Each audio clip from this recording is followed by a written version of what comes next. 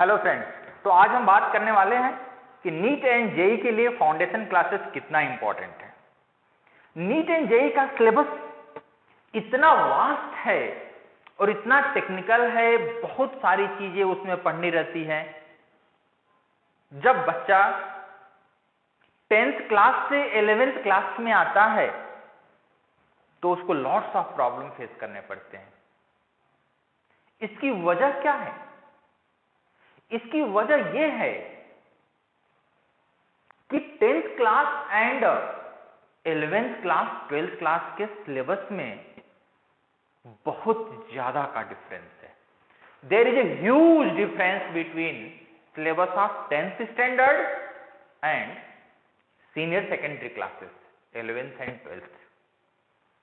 अगर आप सिलेबस को डीपली ऑब्जर्व करेंगे, एनालिसिस करेंगे उसका, तो आप देखेंगे कि 10th क्लास के बच्चों को साइंस के हार्डली 10 से 12 चैप्टर्स पढ़ने होते हैं पूरे एक साल में, 12 मंथ्स के पीरियड में। लेकिन जैसे ही कोई बच्चा नीट के लिए जाता है तैयारी करने के लिए, उसमें साइंस के 3 सब्जेक्ट अलग अलग हो जाते हैं, physics, chemistry and biology. Biology में भी आप देखेंगे तो जूलॉजी एंड बॉटनी के 2 सेगमेंट आ जाते हैं। तो 10th क्लास का एक साइंस का सब्जेक्ट 11th क्लास के 4 सब्जेक्ट में डिवाइड हो जाता है। 10th क्लास के साइंस का 10 चैप्टर 11th क्लास के इन 4 सब्जेक्ट में मिल करके 100 to 120 चैप्टर्स में कन्वर्ट हो जाते हैं। मतलब आप समझ सकते हैं कि 10वीं क्लास में किसी बच्चे को अगर पढ़ना है तो सिर्फ 10 चैप्टर पढ़ना है। लेकिन साइंस की मैं बात कर रहा हूं, लेकिन उसी बच्चे को जब 11th एंड 12th में नीट की तैयारी करनी है तो चारों सब्जेक्ट मिला करके, जो कि 10th क्लास में सिर्फ साइंस था, 11th क्लास में वो 4 सब्जेक्ट हो गए, physics, chemistry, zoology, botany. Approximately 120 chapters हो जाते हैं।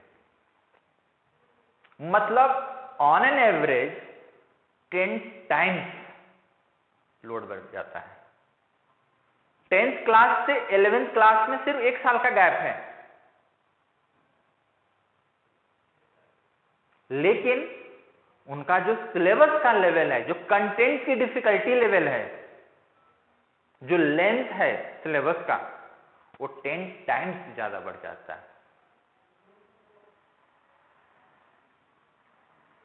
जो डेप्थ है सिलेबस में, उसी के अकॉर्डिंग वो भी ज्यादा होते हैं। हर एक चीज को माइक्रो लेवल से लेकर के मैक्रो लेवल तक उसको समझना होता है। लॉट्स ऑफ क्वेश्चन की प्रैक्टिस करनी पड़ती है, क्योंकि एमसीक्यू क्वेश्चन को सॉल्व करना इतना आसान नहीं होता है। 10th क्लास तक बच्चे जो होते हैं एक सब्जेक्टिव फॉर्मेट में रहते हैं,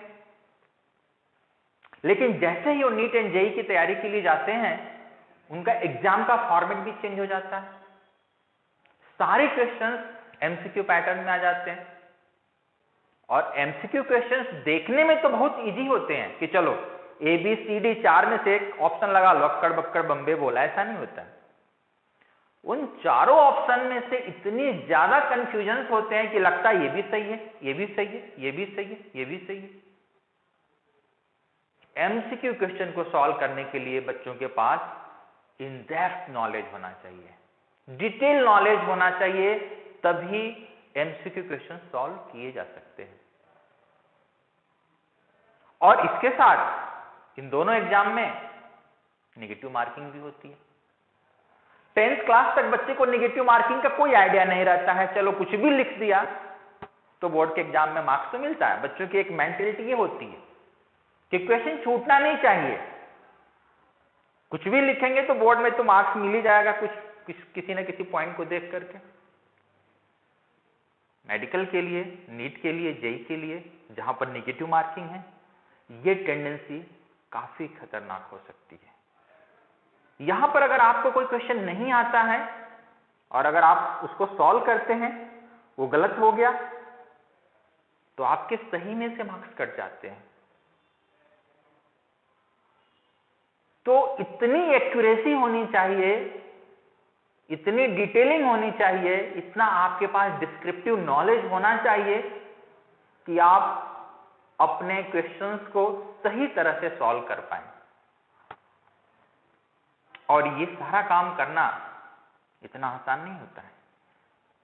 2 साल में आप कर पाए, ऐसा नहीं है कि बच्चे करते नहीं है, बहुत सारे बच्चे करते हैं, लेकिन उसमें एक डर बना रहता है, लोड रहता है, क्योंकि सब कुछ उनको 2 साल में ही करना है।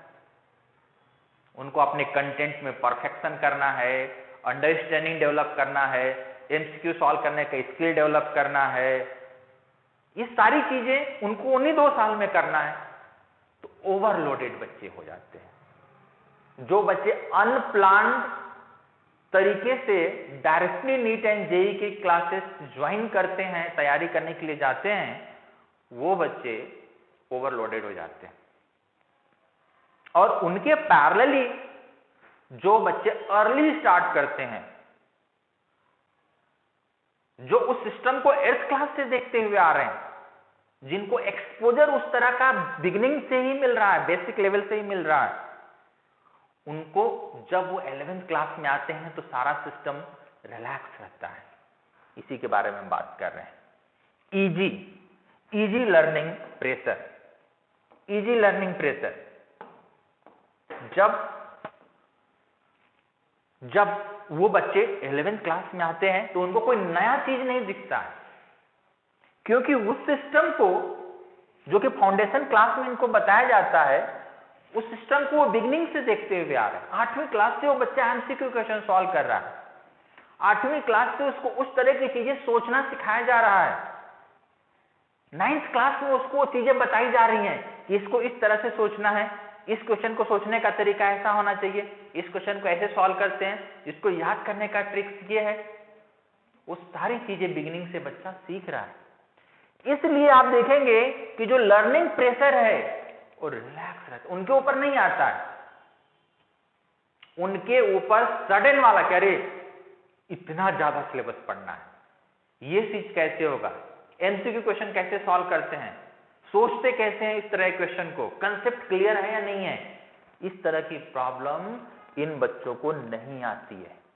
जो बच्चे फाउंडेशन क्लासेस करते आते हैं वो सिस्टम को पहले से देखते आ रहे हैं, वो पैटर्न को फॉलो करते आ रहे हैं, उस लेवल के थॉट प्रोसेस को डेवलप करते आ रहे हैं, उस तरह के प्रैक्टिस में लगे हुए हैं वो बिगिनिंग से 2 साल 3 साल पहले से ही।